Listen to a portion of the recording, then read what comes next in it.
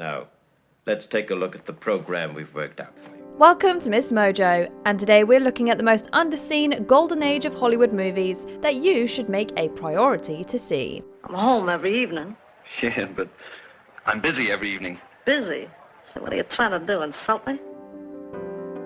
Number 10. The Setup. Today, director Robert Wise is best known for his work in two of the most popular musicals of all time, The Sound of Music and West Side Story. Outside of his musical direction, Wise had a prolific film career, including his 1949 drama, The Setup. Hurry it up, won't you? The first fight's on already. Oh, they put us back in the 8th row.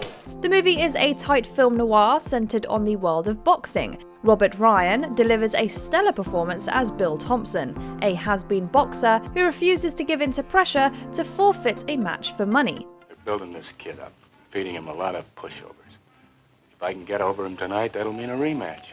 That's a semi-wind-up, 150 guarantee. Maybe a top spot even. Wise has named the film as one of his favourites of his own movies, and we couldn't agree more. It's a knockout you shouldn't sleep on. What'd I tell you? I knew I could take him. I could feel it. Nice going, Luke. Thanks. Well fight, Lou. Hey, Stoker. Good luck.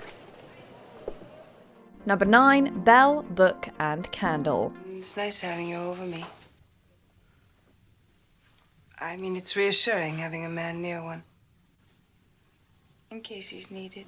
In 1958, Kim Novak and Jimmy Stewart co-starred in one of the most famous films ever, Alfred Hitchcock's Vertigo. That same year, they starred in another, very different film that hasn't received nearly as much attention.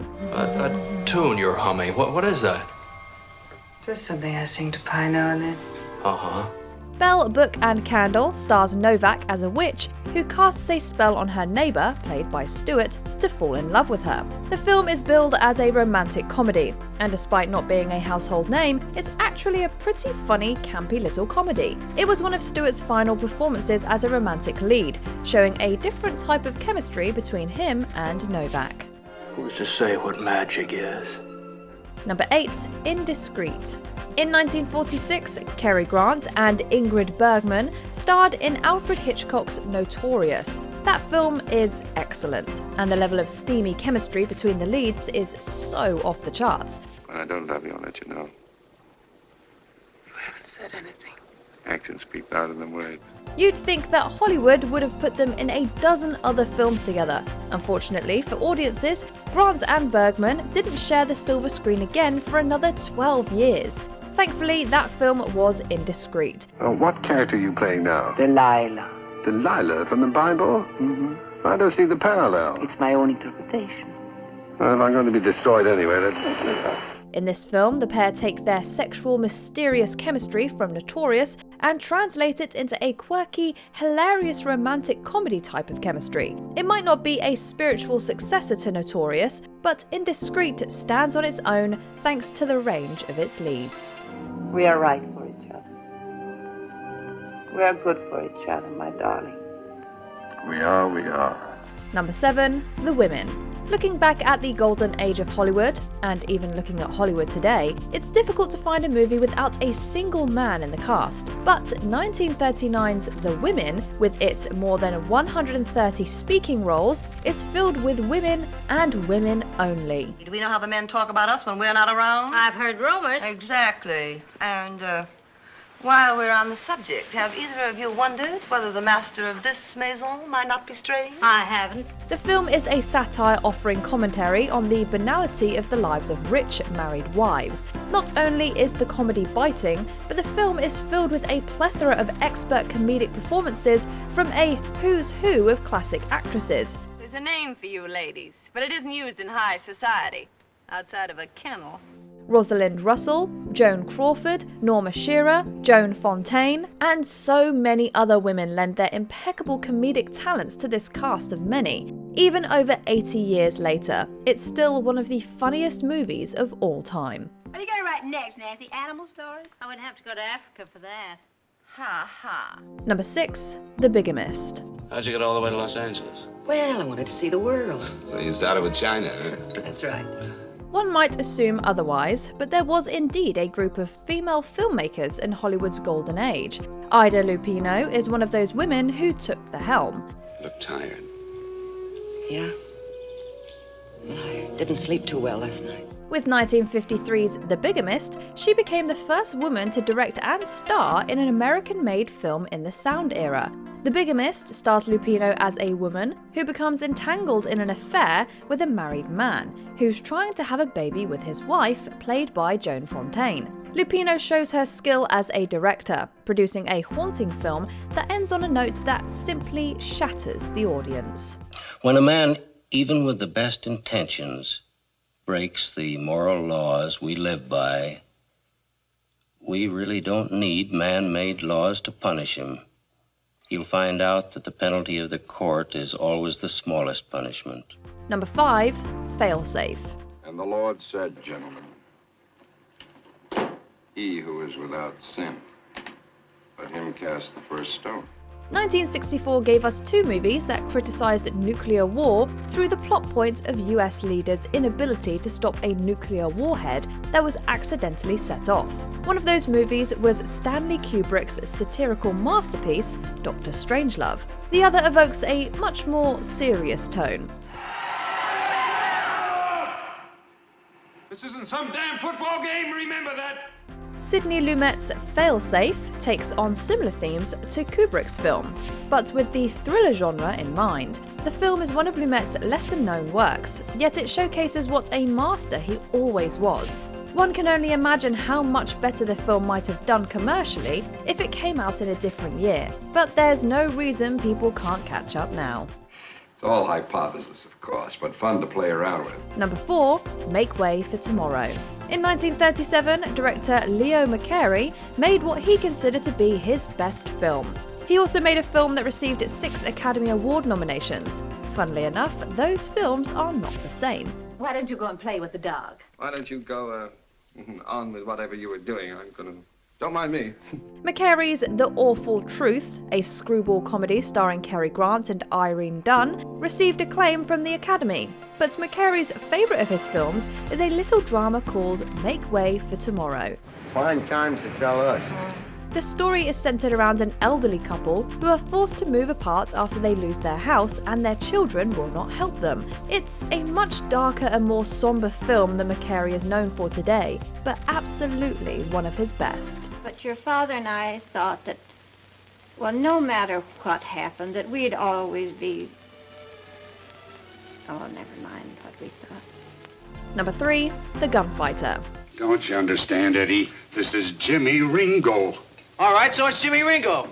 So what's everybody supposed to do, fall on their knees? Well, you can be a little polite, at least. When people talk about the best westerns of all time, they might say The Searchers or The Man Who Shot Liberty Valance. They might name some of the best western stars as Jimmy Stewart or Clint Eastwood, but people rarely talk about the 1950 undersung masterpiece, The Gunfighter, starring Gregory Peck. You don't look so tough to me. Well, if he ain't so tough, there's been an awful lot of sudden natural deaths in his vicinity. Peck stars as an aging gunfighter who has a reputation to uphold, and delivers one of the staunchly solid performances he's become known for. The Gunfighter is one of many collaborations between Peck and director Henry King, but never gets the reverence it deserves in the Western canon. How much you get paid for this job? $60 a month, why? Well, it ain't enough. Number 2, The Learning Tree. Gordon Parks is an important name when it comes to black people's contributions to cinema in the 20th century. But even to this day, many people haven't seen the film that put him in the history books. I ain't afraid, Mama.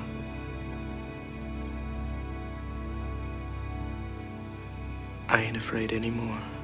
1969's The Learning Tree was the first major studio film to be directed by a black person. To this day, the lessons put forth in The Learning Tree hold up. It's being able to love when you feel like hating, to tell the truth when you feel like lying. The story follows a teenager named Newt Winger, whose life is marked by tragedy. Park depicts opposing versions of what it means to be a black man living in America at that time, and his knack for visuals shines through. I see blue and green and yellow, coming and going in all directions. Before we unveil our top pick, here are a few honourable mentions. Panic in the Streets, one of Elia Kazan's lesser-known works. What's the matter? They afraid of a little needle? They've been wondering. Roll up your sleeve. What do you mean? What do you think you're going to do? Roll up your sleeve. Why should I take one of those things? Because the commissioner said so, and I told the commissioner. Roll it up. Key Largo, the Bogey and Bacall collaboration that's missing from your film knowledge. I'd be proud to have you regard us as your family. Maybe that isn't what Frank wants. Oh, I don't mean to set on you, son. Think it over. Don't give your answer right away. In a Lonely Place, a noir that deserves more accolades than it gets. Were you interested in Mr. Steele because he's a celebrity? No, not at all. I noticed him because he looked interesting. I like his face. She'd done him wrong. Mae West shines in this pre-code comedy. You know, I always did like a man in a uniform. And that one fits you grand. I should come up sometime, see me. Charade. Stanley Donen proves he can direct a Hitchcock homage with a little more humor. Now hold it. I waited long enough. What happened back there? I'm not sure if I'm supposed to tell you or not. What does that mean? He said if I told anybody, it could prove fatal for them as well as for me. Who said? That's what I'm not supposed to say. Before we continue, be sure to subscribe to our channel and ring the bell to get notified about our latest videos. You have the option to be notified for occasional videos or all of them. If you're on your phone, make sure you go into your settings and switch on notifications. Number 1, Seconds. I want to go back. Of course, sir. No, I don't mean California. To the company. Start again, all over. Throughout his career, Rock Hudson was known for his strapping good looks and became one of the preeminent heartthrobs of Hollywood's golden age. But one of his best performances came when he played against type in 1966's Seconds. The thing about doing it on my own, you see, it's so important. Choice. You gotta change. Hudson stars as the main character, renamed Tony Wilson after he undergoes plastic surgery to look younger. The film is a science fiction thriller, and not at all what audience at the time expected from Hudson. It flopped when it first came out, but since has been reappraised and rightly recognized as one of Hudson's most interesting roles. You don't have to prove anything anymore. You are accepted. You will be in your own new dimension. What's your favourite underrated classic? Spread the word in the comments. Do you agree with our picks? Check out this other recent clip from MsMojo. And be sure to subscribe and ring the bell to be notified about our latest videos.